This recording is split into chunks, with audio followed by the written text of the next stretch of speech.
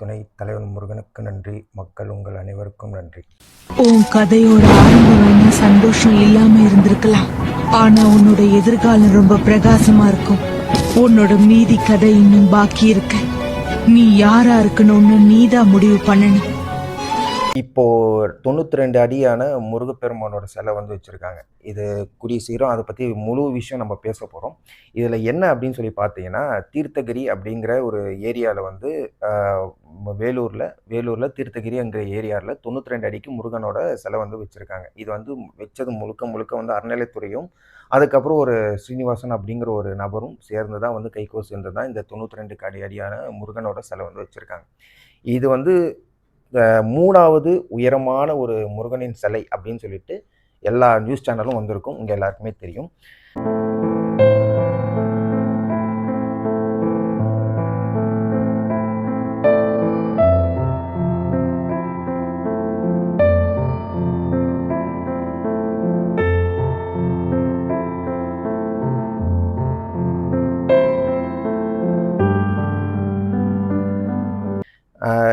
இது யார் உருவாக்குனாங்க அப்படின்னு சொல்லி பார்த்தீங்கன்னா, தியாகராஜன். இவர் வந்து ஃபஸ்ட்டு 2006 வந்து உலகத்திலே மிகப்பெரிய ஒரு முருகனோட சிலை வந்து மலேசியா முருகன் கோயில், அந்த பட்டு கேவ், அந்த ஒரு முருகன் சிலை உருவாக்குனது இந்த தியாகராஜன். இவர் தான் வந்து உருவாக்குனாரு.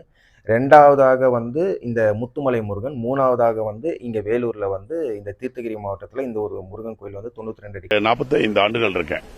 சிறு வயதிலேருந்து இருக்கிறேன். ஆரம்ப கல்வி முடிச்சுட்டு அதற்கப்புறம் இந்த கலைத்துறைக்கு வந்துட்டேன். என்னுடைய தாத்தா இந்த துறையில் இருந்ததுனால சிறு வயதில் நான் வந்துட்ட பிறகு அப்புறம் நிறைய வேலைகள், சென்னை, மாங்காடு, வடபழனி, இது மாதிரி சென்னையில் ஒரு 10 ஆண்டுகள் பணிபுரிஞ்சோம்.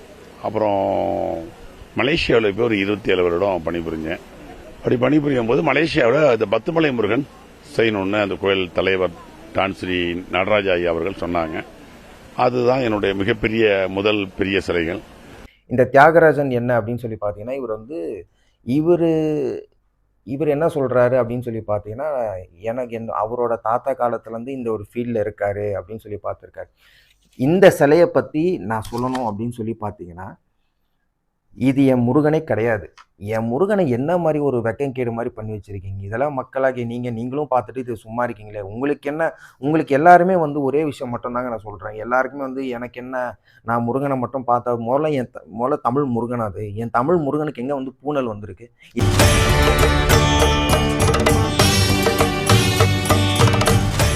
இது யாராவது இத்தனை கோடிக்கணக்கான மக்கள் நீங்கள் பார்க்குறீங்க, யாராவது ஒருத்தன் வந்து கேள்வி கேட்டிங்களா எப்படி பூனல் வந்திருக்கு அப்படின்னு சொல்லி? அந்த 92 அடி இந்த வீடியோவில் நான் அந்த வீடியோ நான் போடுறேன் பாருங்கள். என் முருகன், என் தலைவன் முருகன் எப்பேற்பட்ட ஒரு வீரமான ஒரு தலைவன். அவரை போய் வந்து இந்த மாதிரி ஒரு சிலையை வந்து வடிவமைச்சுக்கிறது எந்த அளவுக்கு நான் ஏற்றுக்க முடியும் சொல்லுங்கள்? அதை நீங்களே வந்து பாருங்கள். எனக்கே வந்து ஒரு தலைவலியாக இதையும் நான் பேசுகிறேன் பாருங்களேன். என் முருகன் எல்லாரும் வந்து கேட்டுட்டு இருக்க முருகா எப்படி ஒரு வீரம் வரும் அந்த சிலையை பார்த்து.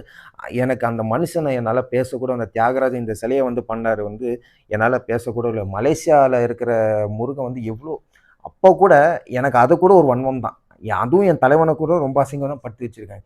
ஏன் என் தலைவனுக்கு வந்து மீசை வைக்கிறதுக்கு என்ன? என் தமிழ் தலைவனுக்கு வந்து மீசை, தாடி இதெல்லாம் இருக்காதா? எதுக்கு ஒரு பார்ட்னர் மாதிரி ஆக்கி வச்சுருக்கீங்க? என் தமிழ் தலைவன் வந்து தமிழ் குடியை சார்ந்தவன். என் தலைவனுக்கு எப்போ வந்து பூனல் போட ஆரம்பித்தாங்க?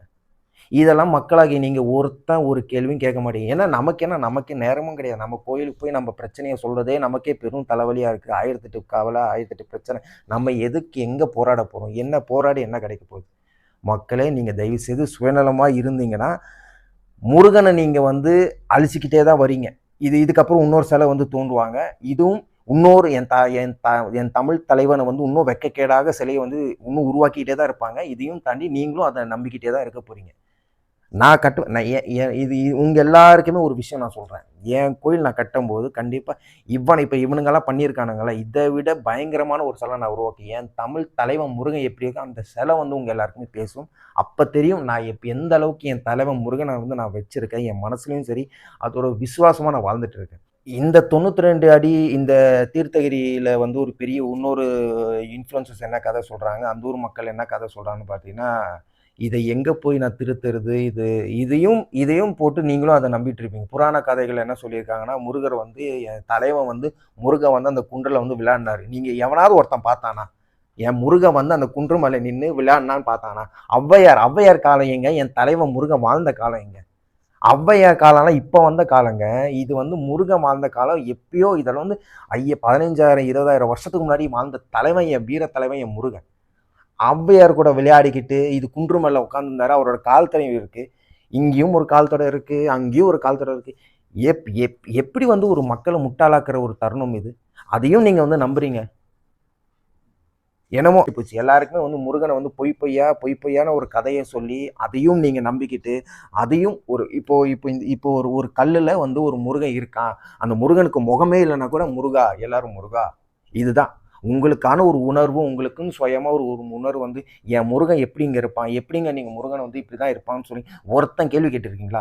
திருச்செந்தூர்ல அத்தனை பேர் நிக்கிறீங்க கூட்டத்துல, கிட்டத்தட்ட 8 லட்சம் பேர் 10 லட்சம் பேர் நிக்கிறீங்க கூட்டத்துல. அந்த கூட்டத்துல ஒருத்தன் கூட இல்லை, ஒரு 10 பேர் 2 பேர் அந்த கூட்டத்துல போய் நின்று அறநிலைத்துறையோ அவங்க எல்லாருமே இழுத்து ஒரு கேள்வி கேட்கறதுக்கு எவ்வளவு நேரம் ஆக போகுது? அந்த சிஸ்டமே டோட்டலா மாறிடும். எனக்கு தெரிஞ்சு இந்த மீடியாவில் இந்த யூடியூப்ல திருச்செந்தூர் பற்றி முரணா பேசுகிறவன் நானாக மட்டும்தான் இருப்பேன். வேற எவனும் பேச மாட்டான். வேற எல்லாருமே வந்து காசுக்கு மாரடிச்சு அவன் கோயிலேருந்து ஒரு 10,000 1 லட்சம் வாங்கி இங்கே ஒரு 10 லட்சம் வாங்கி கோயிலை வந்து ப்ரொமோட் பண்ணுற வேலை தான் வந்து பிஸ்னஸாக தான் போயிட்டுருக்கு. யார் இங்கே வந்து மக்களுக்காக ஒரு ரிலீஃபை கொடுக்குன்னு பார்த்தோன்னா என் தலைவனுக்காக நான் மட்டும்தான் இங்கே வந்து கத்திக்கிட்டே இருக்கும். வேறு யாரும் வந்து பேச மாட்டேங்க. இப்போ இந்த 92 அடி கோயில் வந்து முருகனோட கோயில் வந்து இது கட்டி 1 மாதம் முன்னாடியே ஆகிப்போச்சு. இந்த கோயிலோட வேலை என்ன அப்படின்னு பார்த்தீங்கன்னா, இந்த தியாகராஜன் என்ன சொல்றாருன்னா, கிட்டத்தட்ட ஒரு 2 வருஷமாகவே வந்து இந்த முருகனோட சிலை எனக்கு திரும்ப திரும்ப எனக்கு முருகன் சொல்லும்போது எனக்குள்ள ஒரு வன்மம் தூண்டிகிட்டே இருக்கு. என் தலைவன் முருகனோட சிலை வந்து இப்படியெல்லாம் வடிச்சு சரி. அந்த தியாகராஜன் என்ன பண்ணுறாரு, அவர் காசு கொடுத்து ஒருத்தர் வந்து சொல்றாரு, இதுதான் டையி, இப்படிதான் முருகன் இருக்கணும் அப்படின்னு சொல்லி அதுவும் அவர் சொல்றாரு பாருங்க. தியாகராஜன் சொல்றாரு, மலேசியா இருக்கிற முருகனும் அப்புறம் இங்கே முத்துமலை இருக்க முருகனும் 2யும் இணைஞ்சு இது வேற மாதிரி ஒரு கோணத்தில் வந்து எனக்கு முருகனை வேணும் அப்படின்னு சொல்லி இவர் அன்னையத்தில் வந்து கேட்டிருக்காங்க அப்படின்னு சொல்லி. எனக்கு எனக்கு தியாகராஜன் மேலெல்லாம் வன்மம் கிடையாது. எப்படி அந்த கை வருது, இதை பண்ணுறதுக்கு எப்படி கை வருது, எப்படி பூனல் போடுறதுக்கு கை வருது, மீசை இல்லாமல் ஆக்கிறதுக்கு என் தலைவனுக்கு அந்த வீரமாக இல்லாத ஆக்கிறதுக்கு எப்படி உங்களுக்கு கை வருது, மனசு வருது? மிகப்பெரிய ஒரு அவமதிக்குமான ஒரு செயல். எனக்கு அவமதி பண்ணுறதுக்காக தான் கோயிலுங்கிற என் தலைவன் முருகன் ஒரு ஆயுதமாக கிடச்சி இங்கே உருவாக்கி இதை தோண்டி இது வெளிநாட்டில் கொடுத்து ஒரு வியாபார ஸ்தலம் ஆக்கிறதுக்கு மட்டும்தான். இது வந்து இன்னும் என்னால் சில விஷயங்கள் ஓப்பனாக என்னால் சொல்ல முடியல. கண்டிப்பாக சொல்லுவேன். முழுமையாக இதை வந்து அரசியல் ஆக்கிடாதீங்க அப்படின்னு சொல்லுவீங்க. நான் அரசியல் ஆக்கலை. எனக்கு என்ன ஒரு வன்மனா, என் தலைவன் வந்து உங்களில் யாருக்குமே ஒரு ஆள் கிடையாது. அவரை வந்து அரசியல் ஆக்கிறதுக்கு உங்களுக்கு தகுதியும் கிடையாது. இதுதான் என்னோட முழு நோக்கமும். இது மட்டும்தான். கண்டிப்பாக அடுத்த பதிவில் நம்ம வந்து இன்னும் சில விஷயங்களை பற்றி நம்ம பேசுவோம். தலைவன் முருகனுக்கு நன்றி. என்றும் தலைவன் முருகனின் வழியில். நன்றி.